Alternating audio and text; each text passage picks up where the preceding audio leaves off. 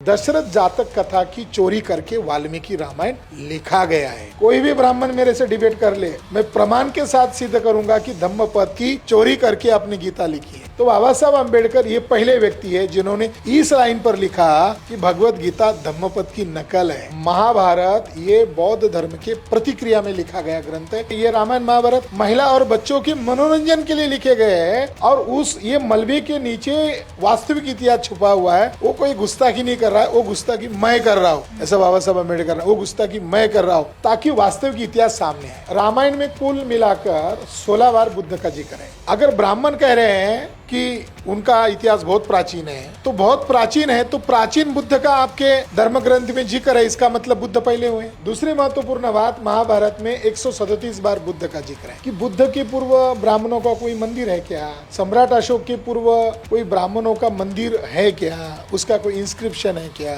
उसका कोई पुरातात्विक आधार है क्या। तुम जो बता रहे थे इसके नीचे मस्जिद के अंदर मंदिर है, मगर सोमनाथ मंदिर के इस रिपोर्ट से ब्राह्मणवाद को धराशायी कर दिया।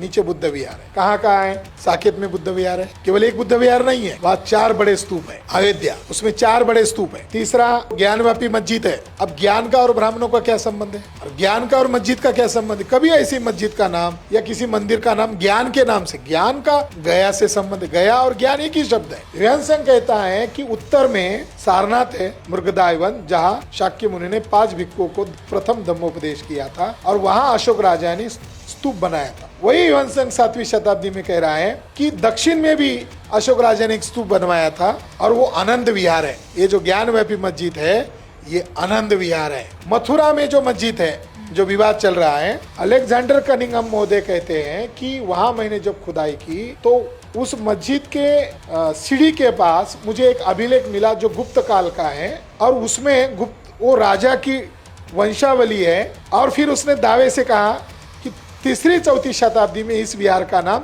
यश विहार था, यानी जो आज मथुरा का डिस्प्यूटेड जमीन है, जगह है, वो ओरिजिनल विहार है और उस विहार का नाम यश विहार है। वहां पर कुएं में तथागत बुद्ध की एक प्रतिमा मिली और वहां खुदाई करने के बाद महामाया की भी प्रतिमा मिली। उस समय मथुरा म्यूजियम नहीं था, इसलिए वो प्रतिमाएं और वो इंस्क्रिप्शन का हिस्सा लाहौर म्यूजियम में भेजा गया है। वो भी बौद्ध स्थल है। बद्रीनाथ, केदारनाथ, ये जो 4 धाम है, ये जो 12 ज्योतिर्लिंग बोलते हैं, ये सारे के सारे बौद्ध स्थल है। और केदारनाथ पांडे उर्फ राहुल सांकृत्यायन ने एक किताब लिखी है, वो प्रैक्टिकल भ्रमण किया उन्होंने, हिमालय परिचय। उस हिमालय परिचय में तो वहाँ के बद्रीनाथ केदारनाथ मंदिर में बुद्ध की मूर्तियाँ हैं और वहाँ के जो जोशी पंडित थे उनके साथ उनका डिबेट हुआ है। वो डायलॉग तो उन्होंने उस किताब में लिखा हुआ है। तो महाराष्ट्र का पंढरपुर का मंदिर बुद्ध विहार है, साउथ इंडिया का बालाजी का मंदिर बुद्ध विहार है और सबरीमाला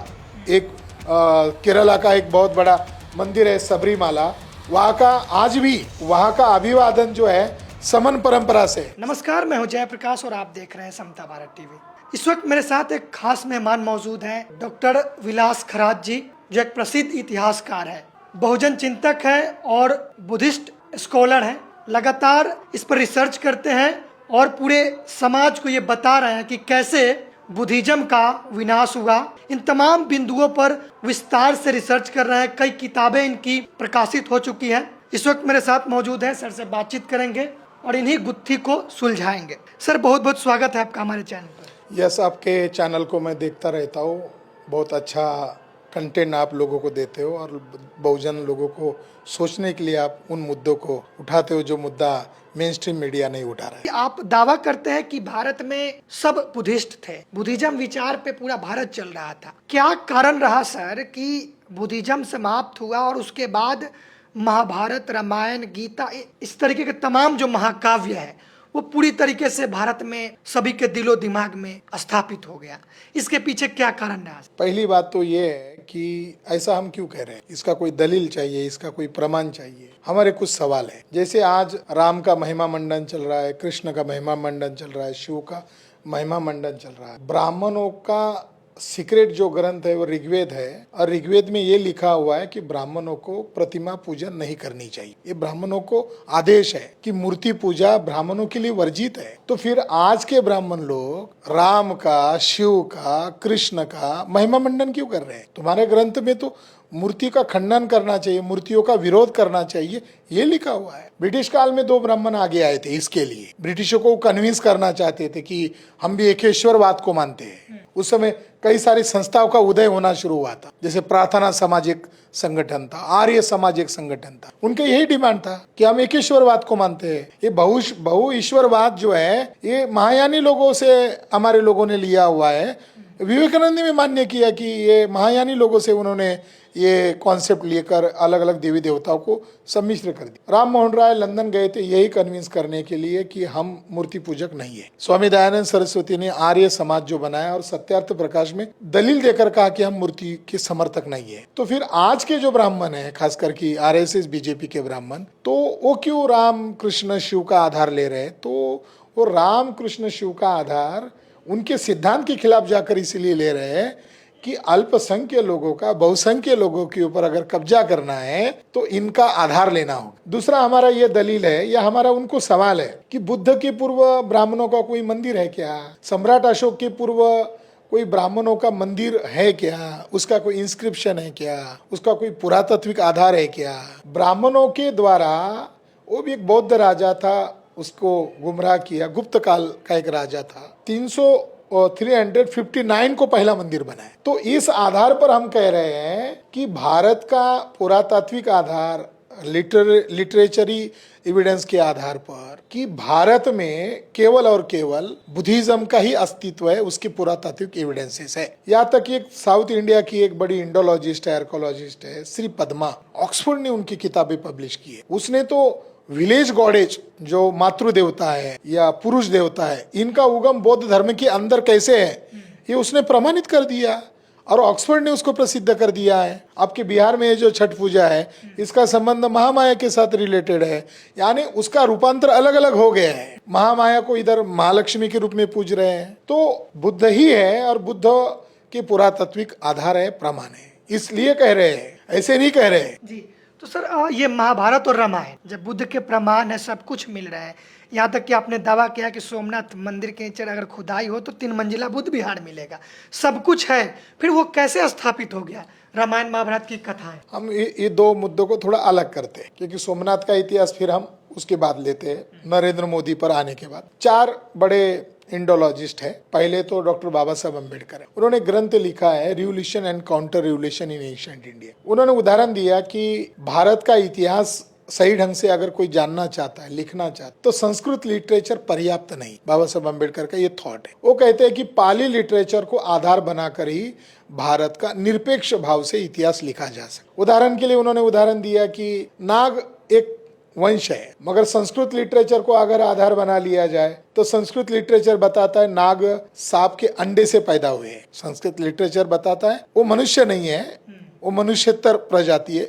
तो संस्कृत लिटरेचर अगर आधार लोगे तो नाग सांप या नाग के अंडे से पैदा हुए प्रजाति है। मगर बाबा साहब अम्बेडकर कहते हैं कि पाली लिटरेचर अगर लिया जाए तो पाली लिटरेचर आपको बताता है कि ये नाग एक वंश है और वो माँ की कोख से ही पैदा हुए हैं और वो स्लेव कम्युनिटी नहीं है, वो रूलिंग क्लास है। तो हम इतिहास को क्यों जानना चाहते हैं? तो बाबा साहब अम्बेडकर ने ये पहला दृष्टिकोण दिया, शेड्यूल कास्ट के लोग, शेड्यूल ट्राइब के लोग, अदर बैकवर्ड कास्ट के लोग, ये 6,500 जातियों के टुकड़े में बांटे गए गुलाम लोग हैं, मगर इनकी गुलामी की पहचान ब्राह्मणों के साहित्य से इनको दिखाया जा रहा है। मगर पाली साहित्य अगर देखोगे तो हम लोग नाग वंश के लोग हैं, हम लोग रॉयल कम्युनिटी के लोग हैं, हम शासक वंश के लोग हैं, हम गुलाम वंश के लोग नहीं है।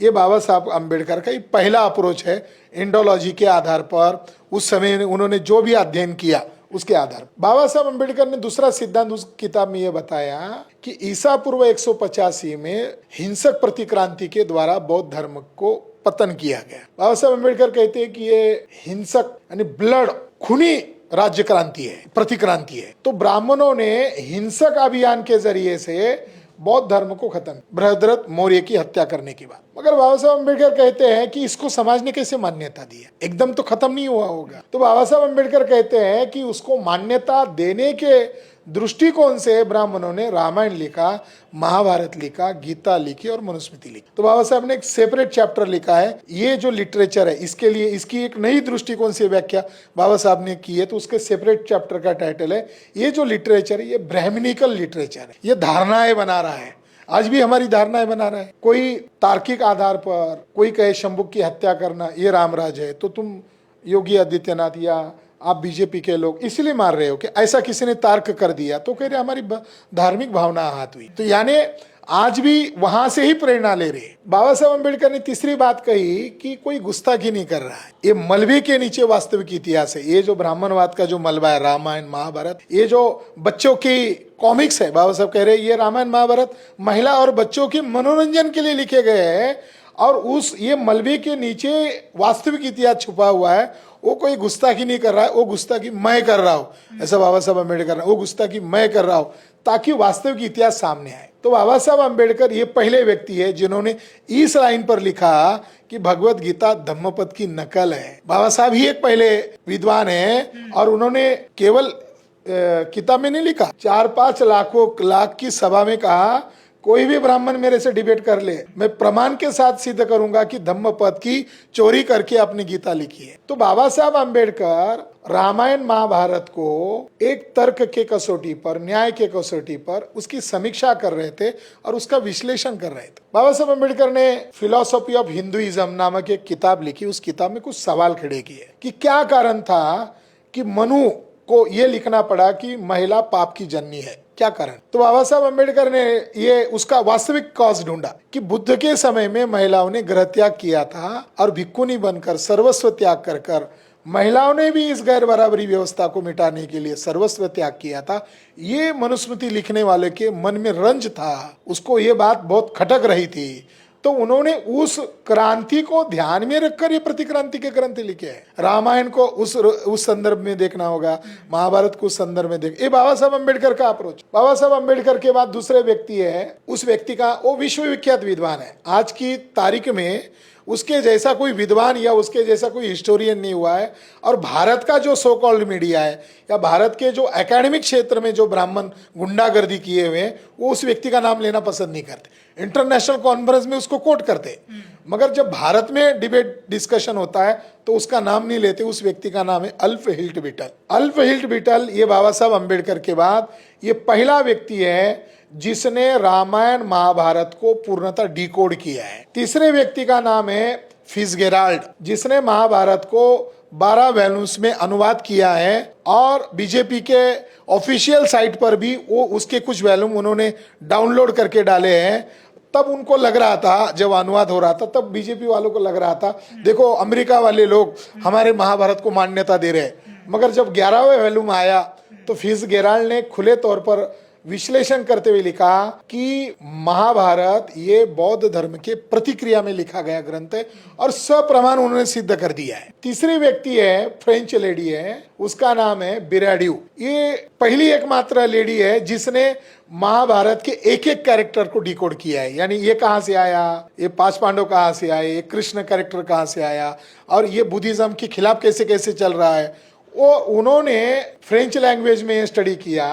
तो दुनिया के स्कॉलर लोगों ने ये बात सप्रमाण सिद्ध की है कि महाभारत बौद्ध धर्म की प्रतिक्रिया में लिखा है। ब्रिटिश लोग बोध गया को ढूंढ रहे थे, ब्रिटिश लोग अशोका को ढूंढ रहे थे, सांची, अमरावती, यहाँ उनको जातक कथाओं के शिल्प मिले। आप जाओ अंदर भी रेलिंग के ऊपर जातक कथाओं की कुछ न कुछ सिंबल है। आधुनिक काल में वहाँ जातकों की शिल्प है। तो वहाँ एक जातक मिला, केवल एक नाम है, दशरथ जातक, महाकवि जातक। तो उनको ब्रिटिश लोगों को लगा ये जातक क्या है।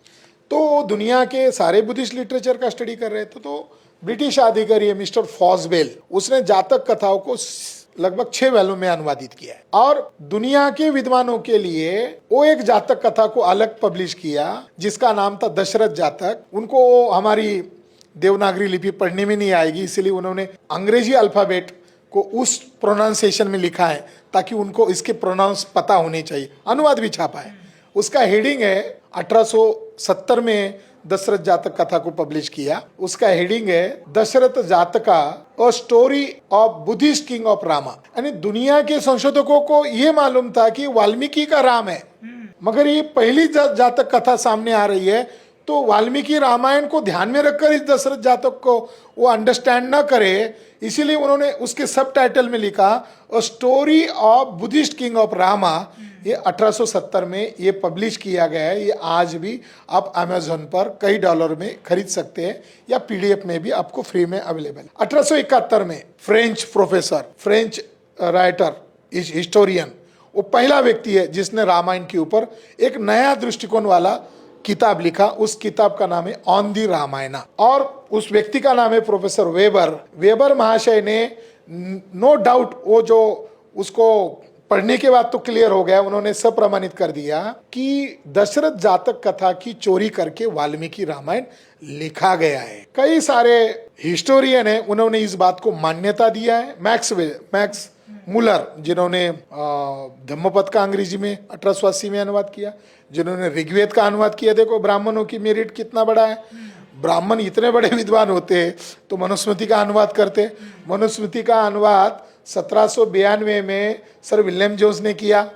ऋग्वेद का अनुवाद मैक्स मुलर ने किया, और वो कोई ब्रिटिश आदमी नहीं था, वो तो रशियन आदमी था, उसने अनुवाद किया। तो मैक्स मुलर ने भी मान्य किया कि जातकों का प्रभाव पूरे दुनिया में है। वो अरब में गए तो उसको अरेबियन नाइट्स के नाम से आज जातक है। उन्होंने कहा हमारे ऊपर, यूरोपियन लोगों के ऊपर भी जातकों के प्रभाव है, या यहाँ तक कि क्रिश्चियन धर्म के ऊपर भी जातक का प्रभाव है। और उन्होंने खुले तौर पर कहा कि ब्राह्मणों के ऊपर भी जातक कथाओं का प्रभाव है।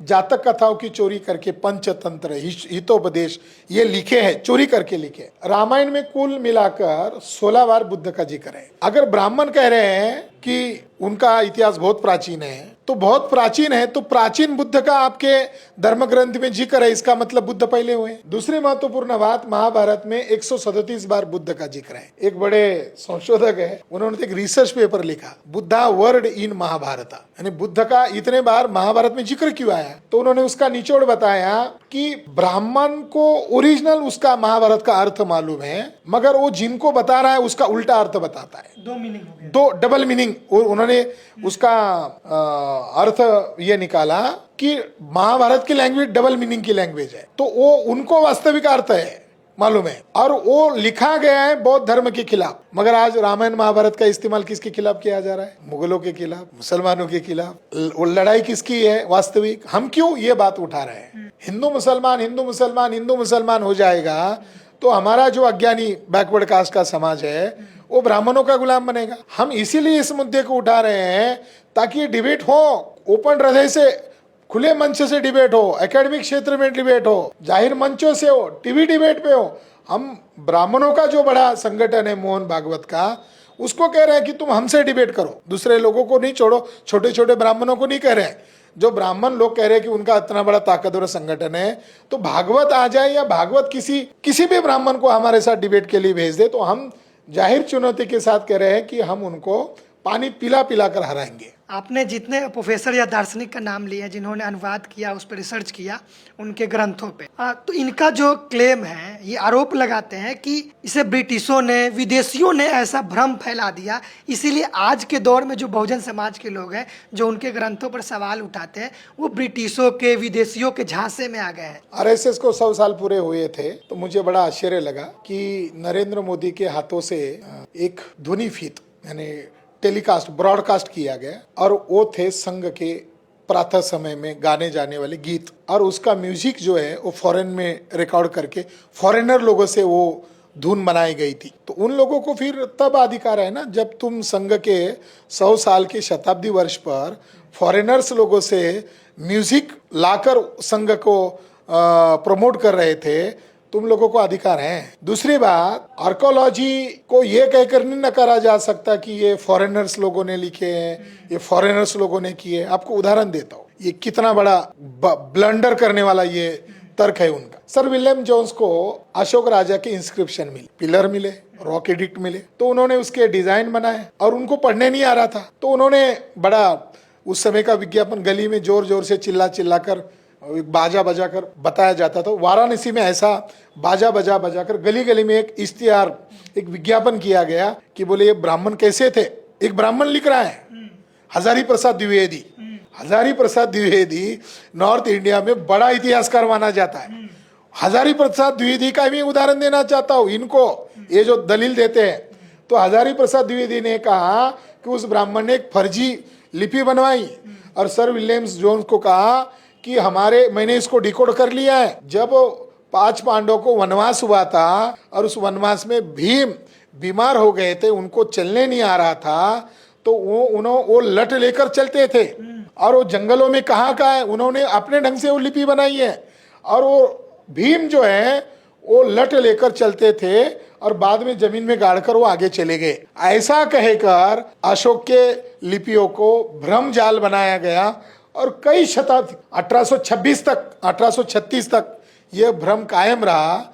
तो ब्राह्मणों में आरोप करना चलो ठीक है, मगर ब्राह्मणों में इसका क्या अर्थ है? अशोक का क्या अर्थ निकालेंगे आप? बुद्ध का क्या अर्थ निकालेंगे? उनके पास कोई मापदंड है? तो ब्रिटिश जैसे विदेशी है, वैसे ब्राह्मण भी ना विदेशी है, तो हम ब्राह्मण की क्यों मानेंगे? उन सर विलियम जोन्स को, सर मेजर जनरल कनिंघम को, और जिन्होंने अशोक की लिपि को डिकोड किया, हमें उन्हें तो सवेरे शाम उनको धन्यवाद देना चाहिए। वो नहीं होते तो बोध गया नहीं मिलता, वो नहीं होते तो सारनाथ नहीं मिलता, वो नहीं होते तो अशोक राजा नहीं मिलता, वो नहीं होते तो भारत का इतिहास नहीं मिलता। महाभारत को जब हमने डायग्नोसिस किया, स्टडी किया, 41 जातक कथाएं उसके अंदर मिली। महाभारत लिखने का एक ब्राह्मण का काम नहीं। तो अल्फ्रेड बिटल कहते कि कमिटी थी, कमिटी ने बैठकर महाभारत लिखा और त्रिपिटक को ध्यान में रखकर लिखा। उनका यह आधार है कि रामायण देखो 18 अध्याय में, महाभारत देखो 18 अध्याय में, भगवद गीता 18 अध्याय में, पुराण देखो 18 अध्याय में। तो अल्फ्रेड बिटल का ये इस पर जवाब है 18 क्यों लिख रहे हैं? उपनिषद भी 18। हाँ, उपनिषद भी 18 क्यों लिख रहे हैं? तो उन्होंने ये कहा कि बुद्ध काल में या बुद्धोत्तर काल में जो यूनिवर्सिटी थी, उन यूनिवर्सिटी में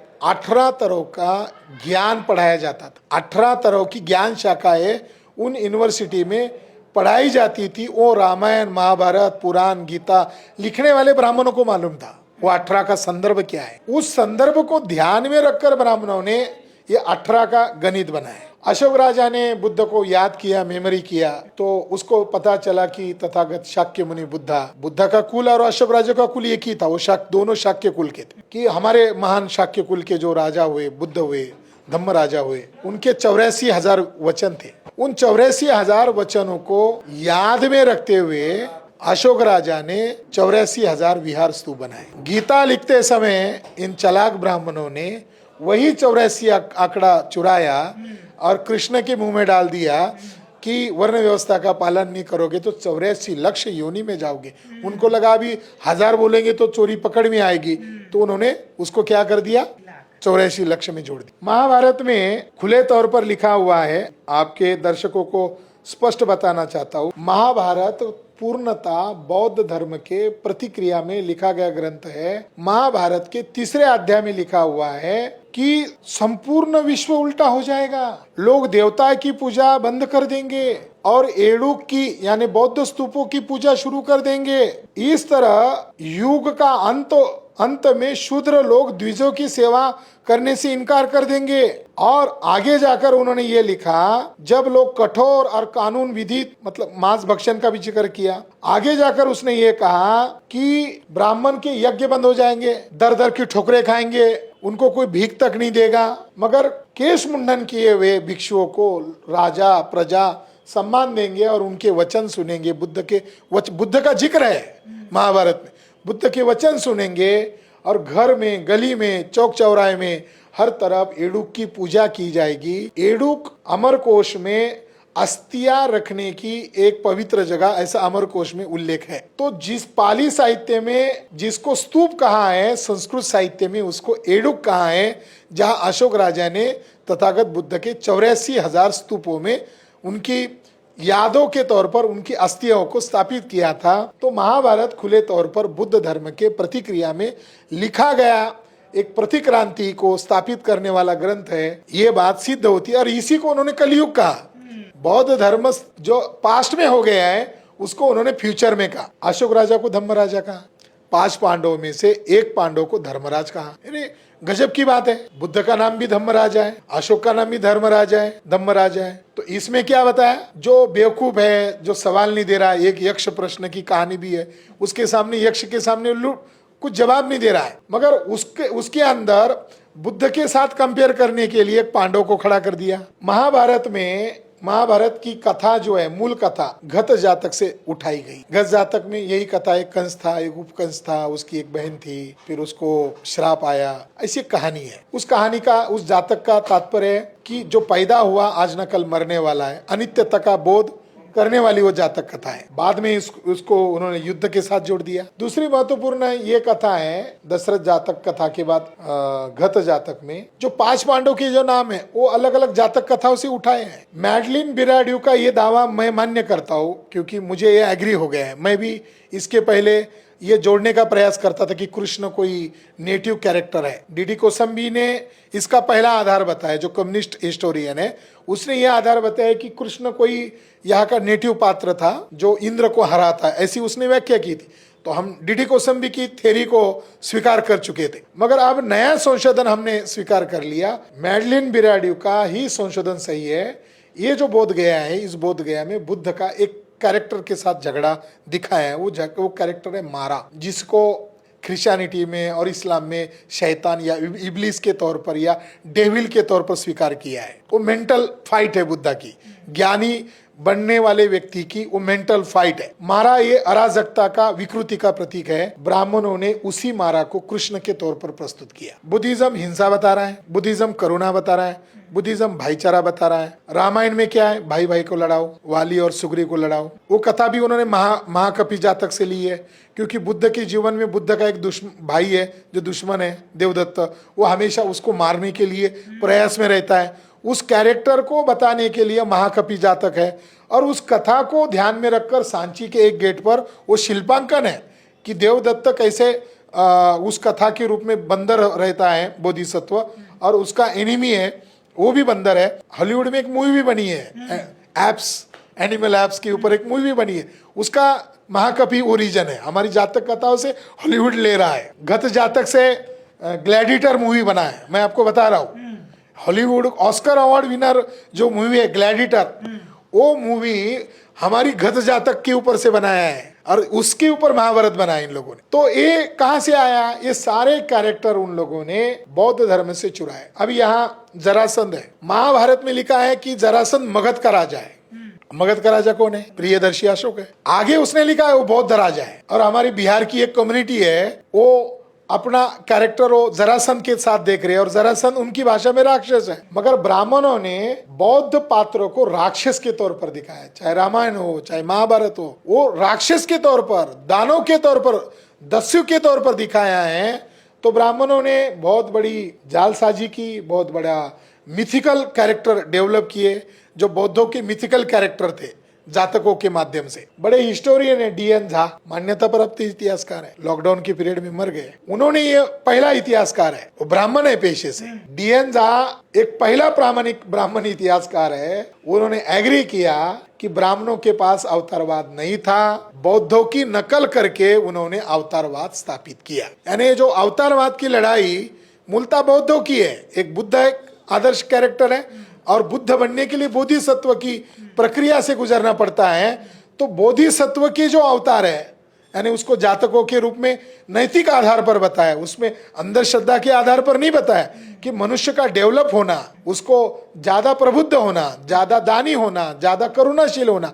वहां से उन्होंने कैरेक्टर बौद्धों ने स्थापित किए जातकों के द्वारा। फिर उसकी चोरी इन्होंने की। हरिश्चंद्र की कथा, प्रसिद्ध कथा, राजा हरिश्चंद्र की कथा हम बचपन में देखते थे। तो उसका त्याग, उस बीवी को बेच रहा है, बच्चे को बेच रहा है, उसके देख देख कर हम भी रोते थे। राजा हरिश्चंद्र की कथा जातक कथा नंबर 547 नंबर की जातक कथा है। और उस जातक कथा के लिए अजिंता की 4 यानी तीनों दीवारों को वो जातक कथाओं को पेंटिंग में दर्शाया गया है। वेसंतर जातक, महावेसंतर जातक, और वो बोधिसत्व का आखिरी जन्म है।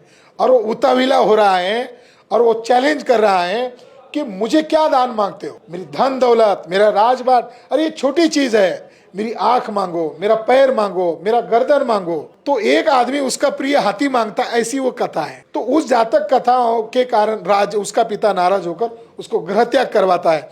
और वो जब निकलता है, उसकी बीवी और एक बच्चा आता है, वो कहता है हमें भी आना है। वो कहता है कि मुझे आप बुद्ध बनने की ज्यादा लालसा हो रही है, तो मैं सर्वस्व त्याग करूंगा, तुम राजी हो? वो राजी होता है। और उसकी परीक्षा लेने के लिए कोई ब्राह्मण आता है, उसकी बीवी मांगता बीवी दे देता है, बच्चा मांगता बच्चा दे देता है। ये सारा वर्णन जो है वो बोधिसत्व की दान पारमिता को दर्शाने के लिए लिखा गया था।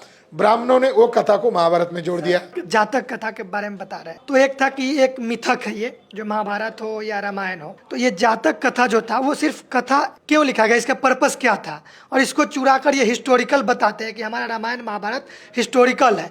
तो आप कह रहे हैं कि वहां से यहाँ इसको कॉपी किया गया।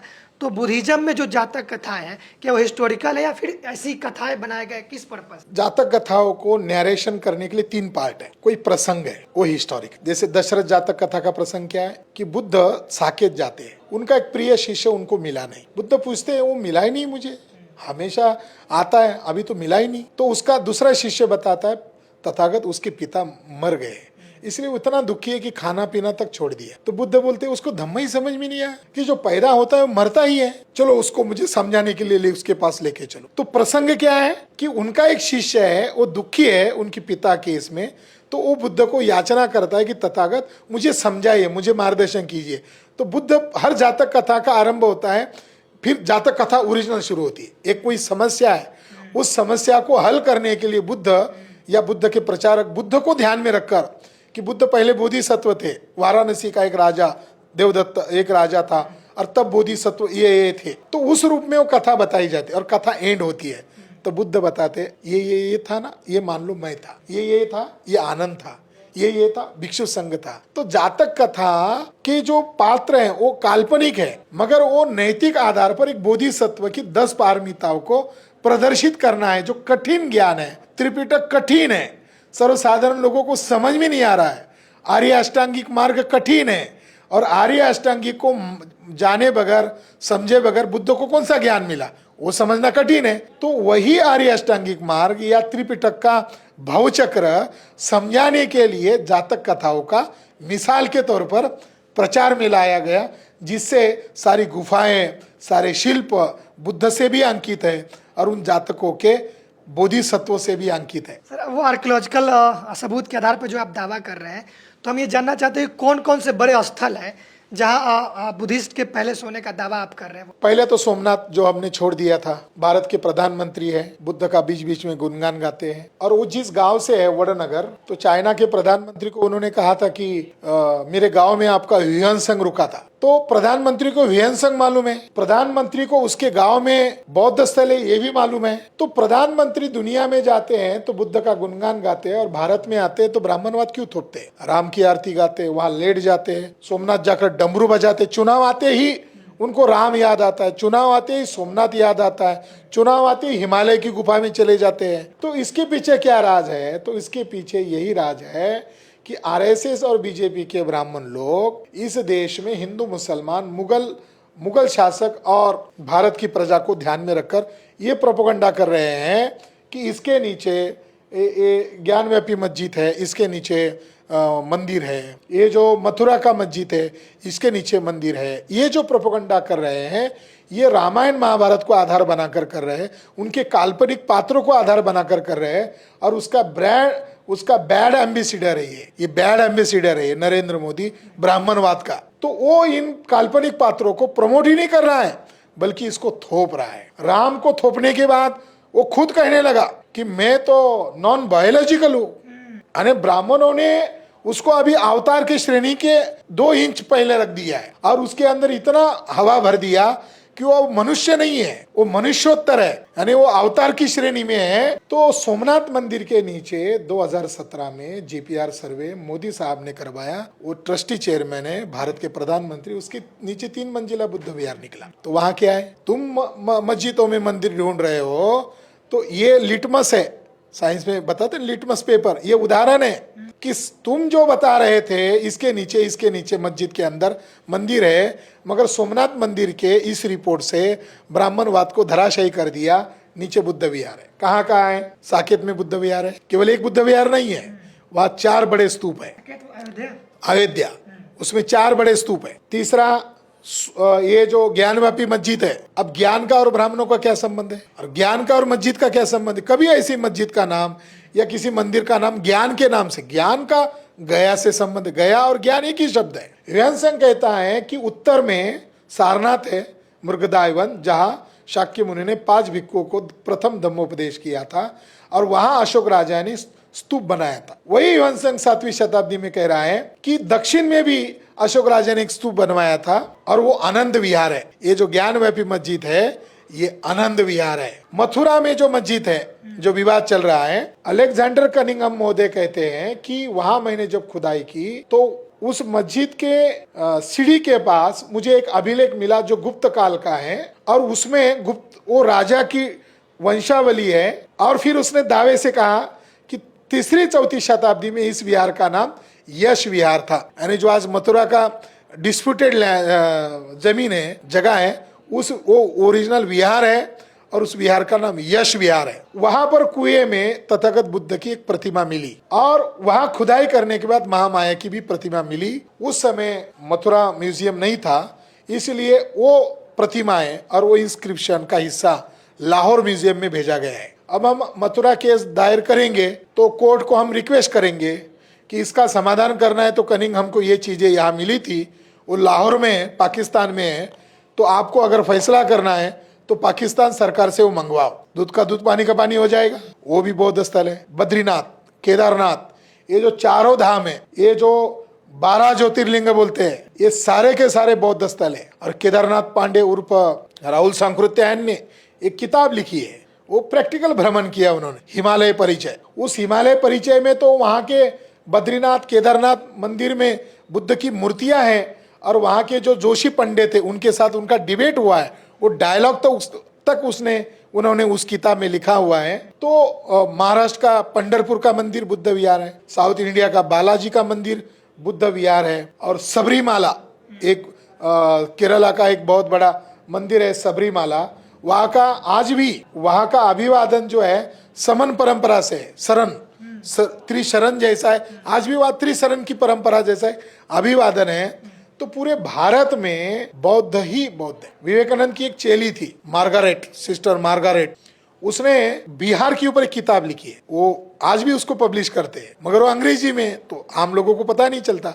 उसने उस किताब में लिखा है कि शंकराचार्य ने हिंसा अभियान किया और बौद्ध धर्म को खत्म किया। और उसने ये भी लिखा कि बिहार के गांव-गांव में, गांव के किनारे बरगद के पेड़ के नीचे, या कोई किसान हल जोत रहा है, बिहार के हर गांव में, हर बिहार के हर खेती में आपको बुद्ध की सिर टूटी हुई मूर्ति मिलेगी, इंस्क्रिप्शन मिलेगा। आपके बोध गया में देखो, यहाँ सारा ये सुजाता का गढ़ है, वहां उन्होंने देवी स्थापित की है। यहाँ कई सारे देवी देवताओं के नाम पर कब्जा किया हुआ है। तो बुद्ध और अशोक के नाम से भारत की पहचान है, ब्राह्मणों के देवी देवताओं से भारत की पहचान नहीं है। आपने कहा कि पूरा भारत बुद्ध है और आपने पूरा ये सबूत के साथ बताया कि कैसे सभी मंदिरों के नीचे बुद्धिस्ट पैलेस है। सवाल यह है कि जब सब कुछ बौद्ध धर्म का था तो ये ब्राह्मण, क्षत्रिय, वैश्य, शूद्र वाला जो कंसेप्ट आया, उसके बाद ये हिंदू शब्द भी आ गया। ये धर्म कैसे स्थापित हो गया?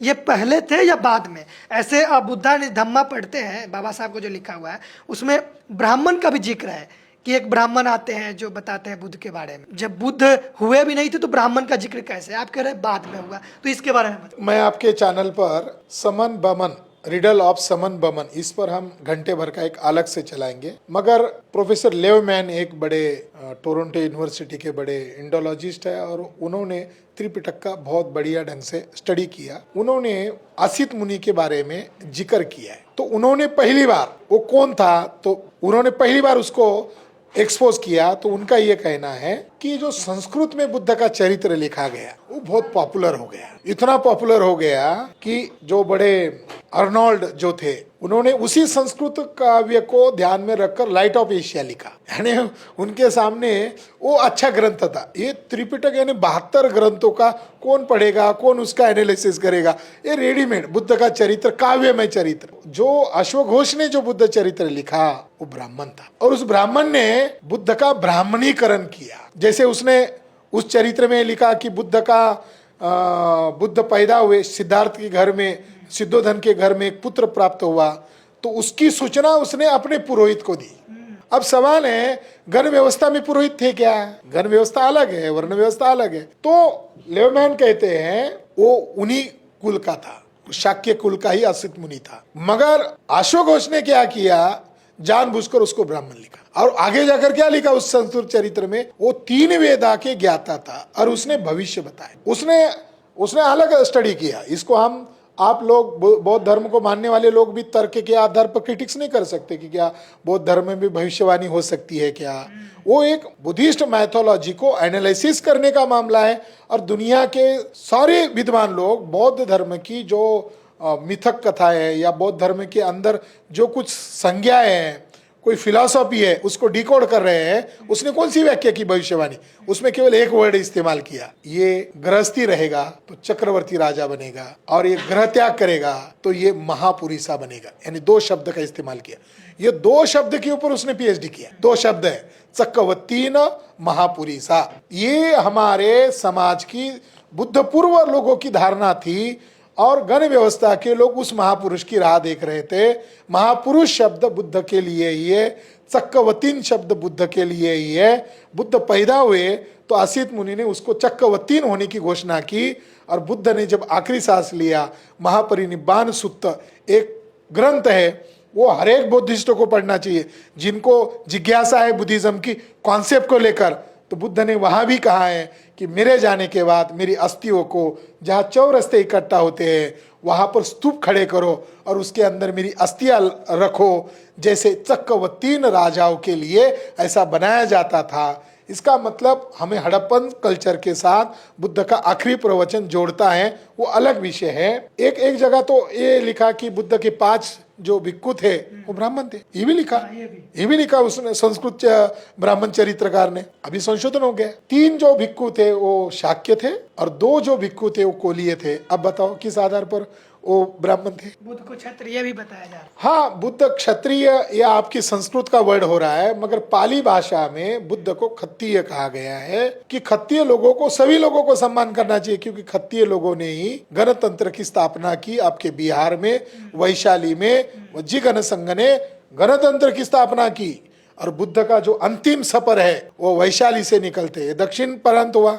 उत्तर की तरफ जा रहे हैं। तो जब बुद्ध निकल रहे हैं तो बुद्ध गज की तरह पीछे मुंडी करके ऐसे एक तक निहार रहे, वैशाली के गेट को देख रहे हैं। तो आनंद चलते चलते बहुत आगे चले गए। तो आनंद कह रहे तथागत शाम हो रही है, जल्दी चलना है, हमें दूर जाना है, आप वहीं रुके हो, मैं तो आगे ही चला गया। तो बुद्ध आनंद को कह रहे हैं कि शायद मैं दोबारा वैशाली ना आ जाऊं, इसीलिए वैशाली का एक बार प्रवेश द्वार तो देख लो। इससे प्रतीत होता है कि बुद्ध को वैशाली गणतंत्र से प्रति कितना लगाव था, बुद्ध कितने लोकतांत्रिक थे, क्योंकि बुद्ध ने भिक्षु संघ में जो गणतंत्र लागू किया वो वैशाली के खत्तीय लोगों से भिक्षु संघ में गणतंत्र लागू किया। बुद्ध भी कितना सम्मान करते थे।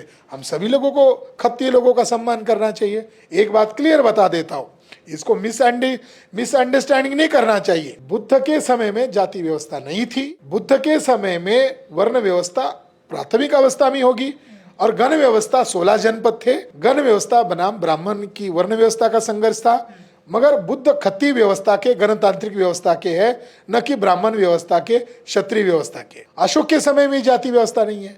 अशोक के अभिलेख में कहीं भी अछूतों का जिक्र नहीं है, कहीं भी जातियों का जिक्र नहीं है। जातियां कब बनी है ये भारत के इतिहासकार नहीं बताते। जातियां गुप्त काल में बनी है, 4वीं शताब्दी में, और उसके एविडेंसेस हमारे पास है। कभी उस पर अलग से बताएंगे।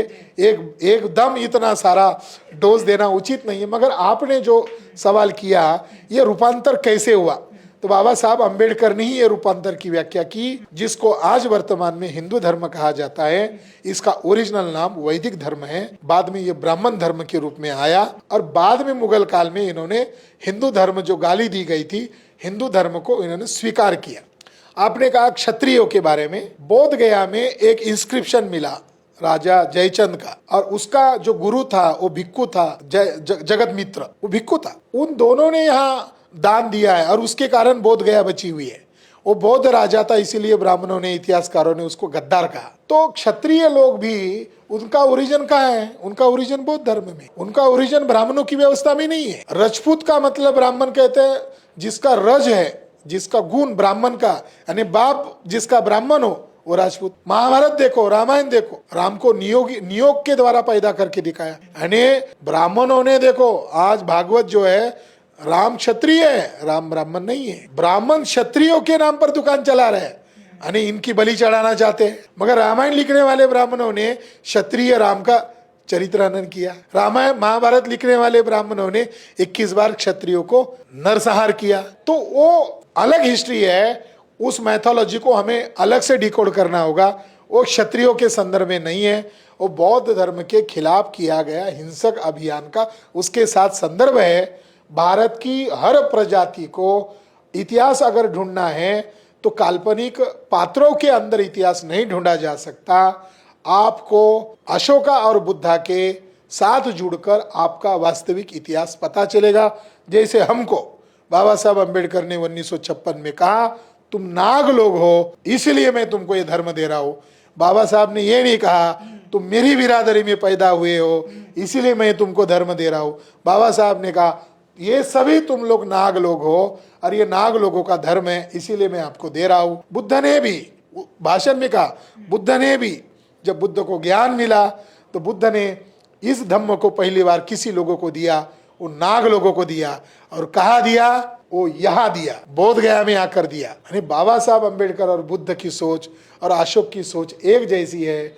हमें भारत को ढूंढना है, अशोक और बुद्ध से ही हम भारत की वास्तविक पहचान ढूंढ सकते हैं। हर कम्युनिटी को ये अधिकार है, इतिहास को ढूंढा जाए, खंगाला जाए और अपनी वास्तविक हिस्ट्री को ढूंढा जाए। ये जो क्षत्रिय जो ये क्लेम करते हैं, जो राजपूत लोग हैं आज के दौर में, ये कहते हैं कि क्षत्रिय ही राजपूत है और बुद्ध ही राजपूत है। वो तर्क देते हैं कि राजपूत शब्द सही है, पाली में भी राजपूत शब्द मिलता है या राजकुमार ऐसा शब्द मिलता है। बाबा साहब ने 1956 को 26 नवंबर 1956 को बनारस में स्पीच दिया, ब्राह्मणों का गढ़ है वहां स्पीच दिया। और स्पीच में बाबा साहब ने कहा, 3 बड़ी बातें कही कि वर्तमान अपने आप को हिंदू कहने वाले लोग ये पूर्व के नाग लोग हैं। दूसरा सिद्धांत बताया कि वर्तमान मुस्लिम लोग पूर्व के बुद्धिस्ट लोग हैं। और तीसरा सिद्धांत बताया कि पुरुष सूक्त ऋग्वेद के 10वें कांड में आता है, आखिरी अध्याय में आता है, अपेंडिक्स में आता है। ये शुरू में नहीं आया, आखिरी में आया, ये बाद में जोड़ा गया है। ये बाबा साहब की सही आकलन है। और उसमें जो बखान किया गया है कि ब्रह्मा के मुंह से ब्राह्मण, ब्रह्मा के बाहु से क्षत्रिय, ब्रह्मा के कमर से वैश्य और ब्रह्मा के पैर से शूद्र। बाबा वो जो पुरुष सूक्त ओरिजिनल क्या है, ब्रह्मा के मुंह से ब्राह्मण, ब्रह्मा के बाहु से राजन, यानी क्षत्रिय शब्द का इस्तेमाल किया उन्होंने क्षत्रिय शब्द को क्यों टाला, क्योंकि उनके माइंड में क्षत्रिय शब्द है इसलिए उन्होंने राजन शब्द जोड़ा। तो ये एक संदर्भ है। दूसरा शब्द है, दूसरा एक ओझा, एक बड़े इतिहासकार हुए राय बहादुर गौरी शंकर ओझा, ये क्षत्रियों के जाने माने इतिहासकार थे, क्षत्रियों ने नॉमिनेट किए थे। उन्होंने हिस्ट्री ऑफ राजपूताना एक ग्रंथ लिखा, उसके अंदर उन्होंने लिखा, मान्य किया कि ये राजपूत लोग अपने टाइटल के तौर पर सिंह जो शब्द लगाते हैं ये बुद्ध से आया हुआ शब्द है। जो हिस्टोरियन होता है, जो निरपेक्ष भाव से लिखता है, उसको जरूरी नहीं कि उसके सिद्धांत को कितने लोग मान रहे हैं, आज नकल उसको स्वीकार किया जाएगा। उन्होंने आधार भी दिया अमरकोश कि सिंह शब्द बुद्ध के लिए है।